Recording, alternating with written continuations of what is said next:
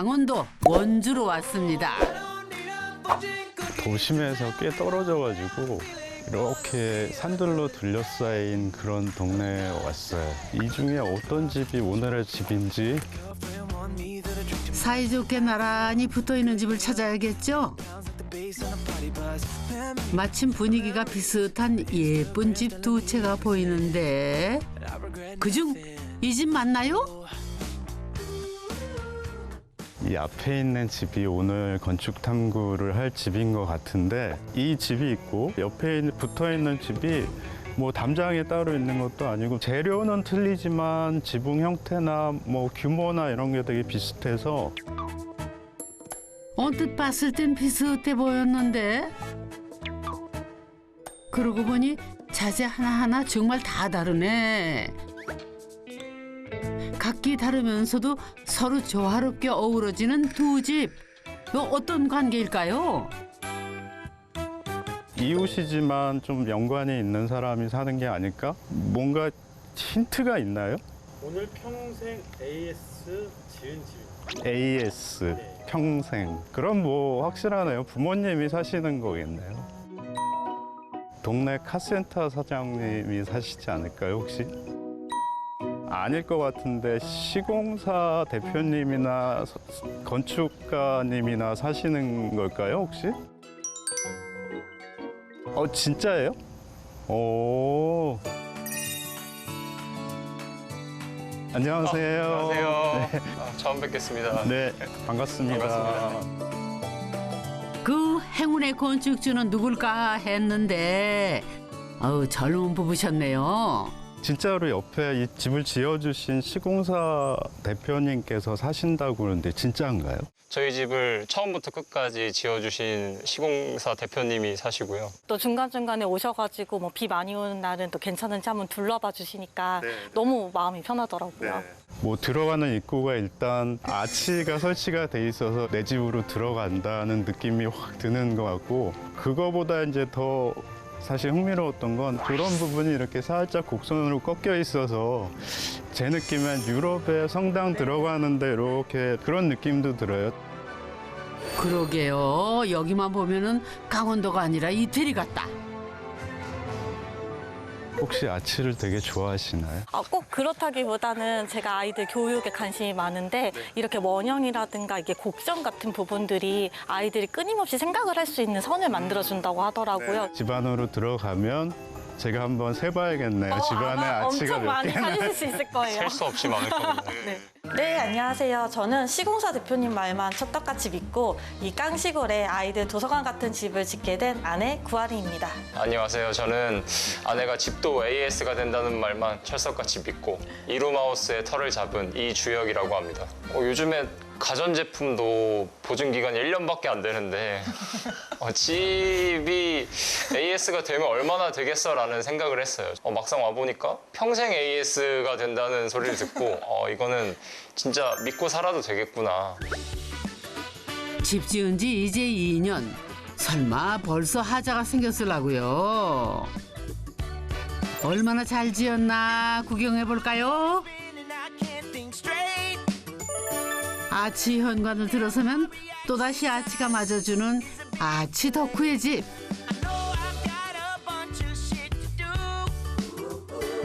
일층부터 탐구해 보자고요. 여기는 거실인 줄 알았는데 도서관인가요? 이 집이 다른 집하고 가장 큰 차이가 있는 거는 이 집에서 제일 좋은 자리가 도서관으로 만들어져 있는 느낌이 드는 게 참 이렇게 색달랐어요. 책을 읽을 수 있는 공간들을 돌아다녀 봤어요. 근데 이제 다녀보니까 뭐니 뭐니 해도 도서관은 별마당 도서관이 정말 보기에도 좋고 정말 책을 읽기에 아늑한 공간이다라고 생각을 해서 그 별마당 도서관을 모티브로 해서 설계를 했고, 빛과 초록이 쏟아져 들어오는 홈 도서관. 복층에서 계단에서 창가에서 책 읽는 재미도 있겠어요. 원래 아이들이 이렇게 책을 좋아하는 아이들인가 봐요. 우연하게 책을 한 권을 보여줬는데 아이가 너무 재밌어하는 거예요. 아이에게 책을 읽어주느라 아파트가 책더미에 쌓이는 동안 하림 씨 인생도 바뀌었다는데요. 좋은 책을 소개하는 책 육아 인플루언서로 활발하게 활동 중이라네요.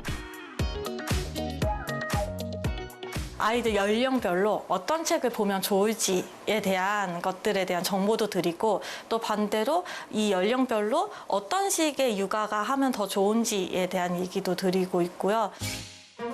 아파트에서는 그 많은 책을 감당할 수 없어 주택으로 이사한 것도 있답니다.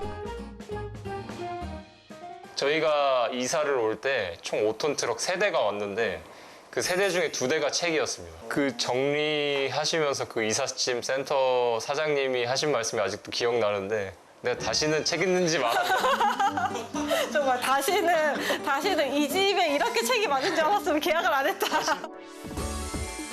거실을 전부 도서관에 양보한 건 아니래요.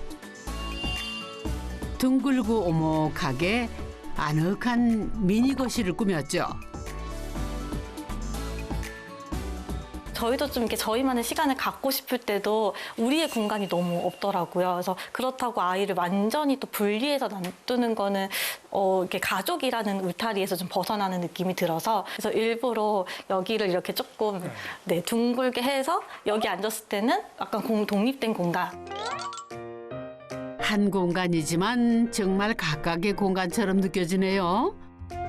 아이디어 굿입니다. 이 자리의 매력은 말씀하신 대로 긴 소파가 있어서 편안히 앉을 수도 있지만 바로 앞에 이제 기다란 창으로 바깥에 풍경이 보이고 저 AS 대표님 집이 딱 보인다는 게 마음이 너무 안정이 됩니다. 이렇게 앉아서 딱 볼 때마다 우리 집에 무슨 일이 있어도 뛰어올 분이 계시는구나. 드디어 만나 뵙나요? 고객 옆집에 사시는 간큰 시공사 대표님 궁금하다.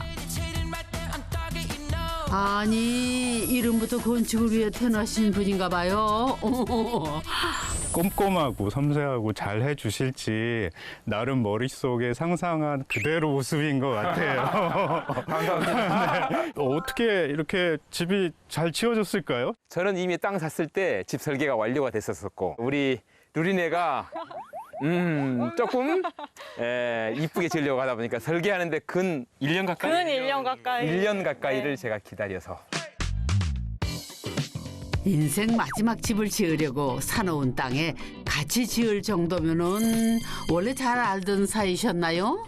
시공사를 되게 많이 알아봤어요. 시공사 대표님 처음 만났을 때 시공사 대표님이 바로 견적서부터 뭐 이렇게 뭐 해주신 게 아니라 본인이 지었던 집, 뭐 10년 전에 지었던 집, 20년 집에 지었던 집을 같이 가보자. 그래서 몇몇 집을 그렇게 갔는데 시공사 대표님하고 굉장히 친밀하게 이렇게 관계를 갖는 걸 보면서 여기라면 그런 시공사와 뭐 건축주의 싸움? 이런 것들 마찰도 없는 곳이겠다. 여기 땅을 500평을 사놨었는데 좀 대출을 안고 산 게 있어가지고 그것도 조금 부담스러웠고 또 루리네 정도면은 이웃으로 살아도 괜찮겠다 싶어서 내 땅을 사서 집을 짓겠느냐 이렇게 제안을 했는데 흔쾌히 한날 한시에 착공에 들어간 두 집. 그렇게 우연처럼 운명처럼 이웃이 됐는데요. 함께 지어서 쏠쏠한 이득도 많았대요. 저희가 이 땅을 사면 어떻게 좀 할인도 되나요?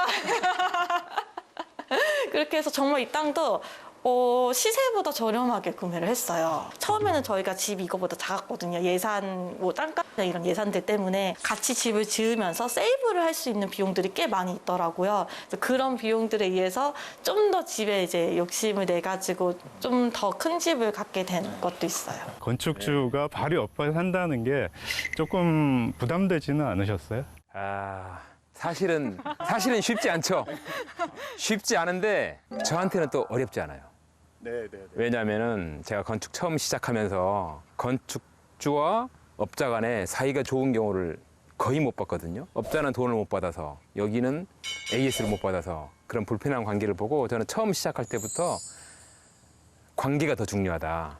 그래서 루리네뿐만이 아니고 지금 한 30년 전에 지은 집도 관계를 맺고 있고 AS를 해주고 있어요. 네. 물론 무상은 아닙니다.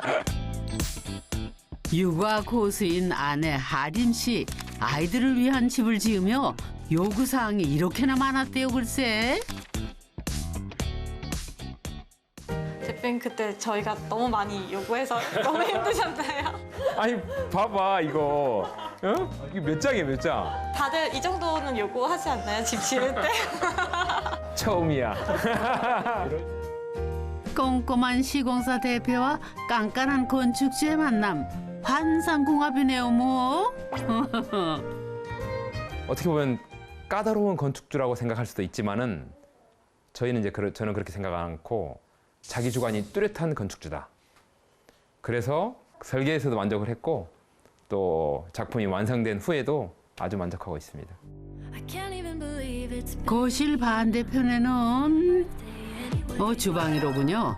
역시나 산뜻한 화이트 감성. 그런데 꽤 넓다. 아늑한 무드등 덕분인지 주방이 아니라 거실 같네요.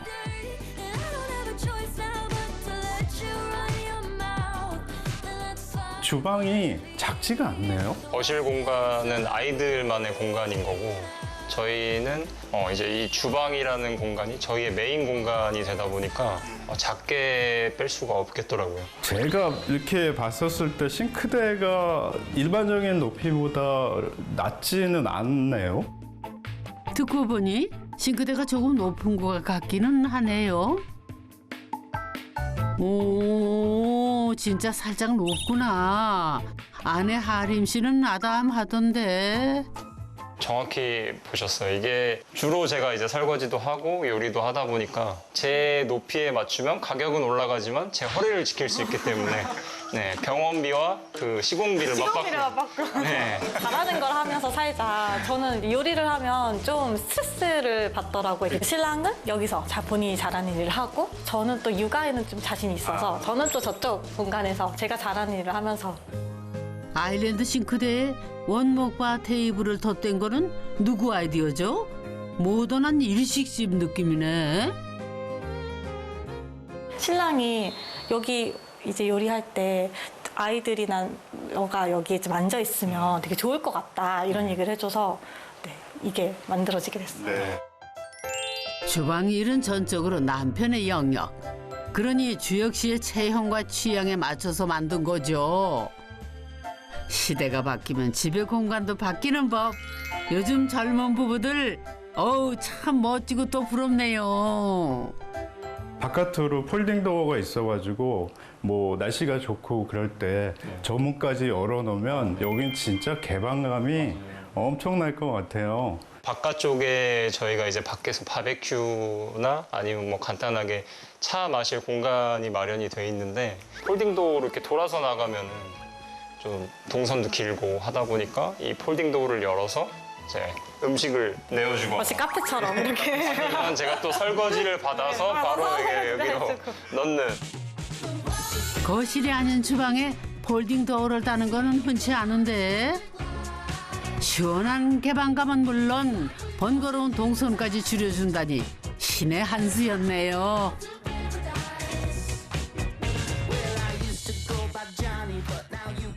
가족이 아주 적당하게 쓸 만큼 여유 있게 만드셨네요. 처음에 진짜라고 했을 때 저희 첫째가 엄마 그럼 수영장도 있는 거야? 이 얘기를 제일 처음에 딱 하더라고요. 초기 비용만 이제 살짝 그 이후에 사실 저희가 뭐 펜션 이런 데 한번 놀러 가면 되게 많이 비용이 들잖아요. 근데 저희가 2년 동안 살면서 사실 그 비용은 다 뽑은 것 같아요. 그럼 이게 그냥 평소에도 이렇게 열려 있는 수영장인가요?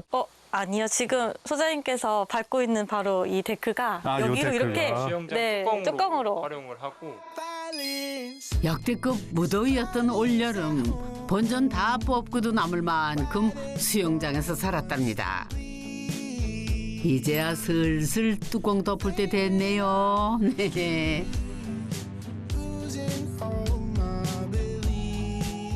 아파트 살 때 또 저희가 주말에 제일 많이 했던 말이 우리 어디로 나가지? 항상 이 공간을 벗어나는 생각들을 많이 했거든요. 근데 여기 와서는 오늘 집에서 뭘 해볼까? 이런 얘기를 되게 많이 해요. 집에 대한 추억들이 진짜 많이 생기는구나.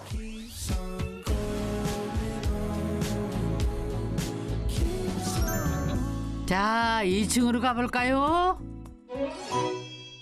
계단 공간 하나도 낭비하지 않고 간이 도서관으로 꾸몄답니다.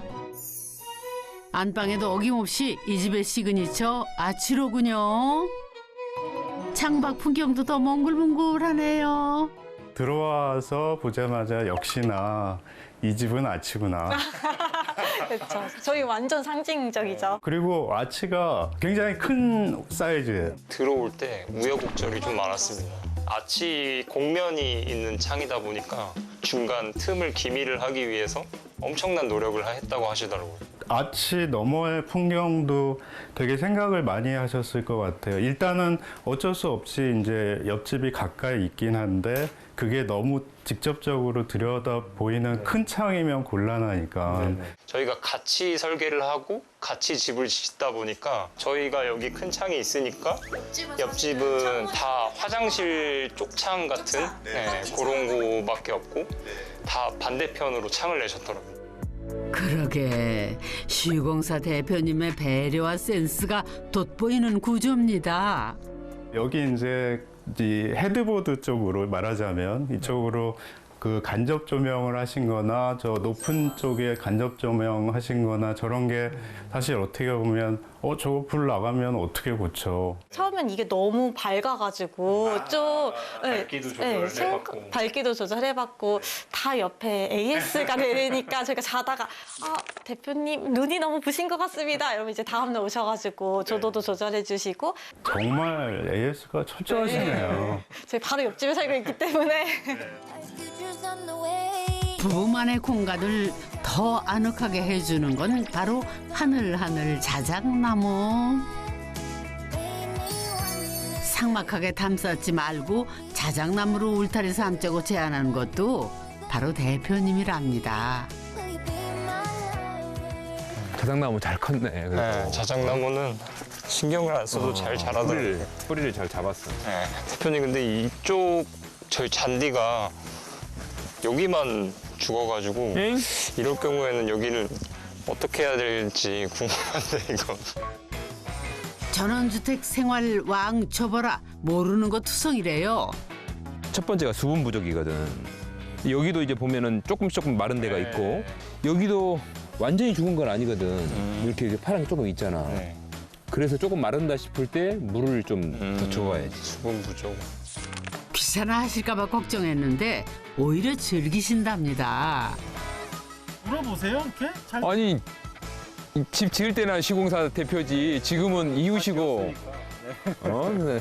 삼촌처럼 그렇게 네, 지내는 지금은 거지. 든든한 이제 옆집 이제 사촌 이웃 사촌이자 형님이자. 이거 너무 평생 에이스로 자꾸 관계를 가는 그렇게 포기지 말시고 그다음에 이제 옆집 찬스가 대체 어디까지야? 대표님 댁 옆에 남는 땅 또 없어요? 부럽다. 잔디 깎는 기계를 사야 되는데 어떤 기계를 사야 될지 모르겠는 거예요. 마당에서 이제 한참 막 어떡하지 막 이러고 있으니까 이걸 한번 사용해 보고 이게 편하면 이 제품으로 한번 계속 한번 알아봐라 이렇게 말씀해 주시더라고요. 전동 드릴도 여기 종류별로 있기 때문에 네, 옆집에 가서 빌려 쓰고 있습니다. 안방 반대편은 첫째 루리의 방. 여긴 책장에 아치가 있네. 어마. 다락방 침실은 누워서 별도 볼 수 있대요. 어마, 둘째 방이랑 연결돼 있었네. 여기 키즈 카페 같다. 여기가 저기 공간이 제일 다이나믹한 것 같아요. 설계 단계부터 저희가 그때 딸아이가 8살이었는데 그때부터 같이 참여를 해서 자기 주장을 말하더라고요. 자기가 원하는 집이라고 해가지고 색조기 같은 데다가 어느 날은 그려서 막 왔더라고요. 저는 이런 집을 가꾸고 싶다고. 그래서 약간 그때 그거를 받아든 설계 부장님이 그 눈빛을 아직도 잊을 수가 없습니다. 여기 2층은 엄마 아빠가 원래 나무 바닥으로 하려고 했는데 전 1층에 있는 흰색 바닥이 좋아가지고 1층에는 흰색 바닥으로 해달라고 했고요. 그리고 조명은 보라색이 너무 좋아가지고 조명은 색은 보라색으로 해달라고 했고, 그 제 방 이렇게 침대가 위에 있으면 좋겠다고 했어요. 아파트에서는 뛸 수도 없고 밖에 뭘 할 수도 없잖아요. 소리도 멋대로 낼 수 없고, 그러니까 절대로 아빠처럼 안 갈 거예요. 내 방 이렇게 꾸며줘 땡큐. 원하는 것을 디테일하게 요구하는 딸을 보며 부부는 깨달았대요. 아, 어른들만의 집이 아니라 가족 모두의 집이구나 하고요. 자기가 얘기하기로 엄마 나는 금수저야. 우리 학교에서 나보다 더 좋은 차 타는 애들도 많고 나보다 더 부자인 애들도 많고 뭐 아빠 엄마가 의사인 애들도 많지만 나는 그런 애들이 부럽지 않아. 그런 애들은 다 똑같은 사각형에서 살거든. 난 어렸을 때 이런 공간에서 이렇게 놀았었어 라는 뭔가의 그 아이만의 유니크한 추억이 하나 있다면 아이가 평생 살아가는데 굉장히 힘이 되지 않을까? 우연히 신기한 인연이 되기까지 그 중심엔 서로에 대한 애정과 신뢰가 자리 잡고 있는 거겠죠. 대표님 믿고 깡촌에 이렇게 집 지었는데 저 평생 에이스 진짜 가능하겠죠? 평생? 저 평생 여기 살겠다는 얘기인가? 대표님 계시면 저도 여기서 어떻게 뼈를 한번 묻어보려고요. 그러면 가야지. 이웃 사촌을 넘어 가족처럼 오래도록 정답게 함께 하시길 바랍니다.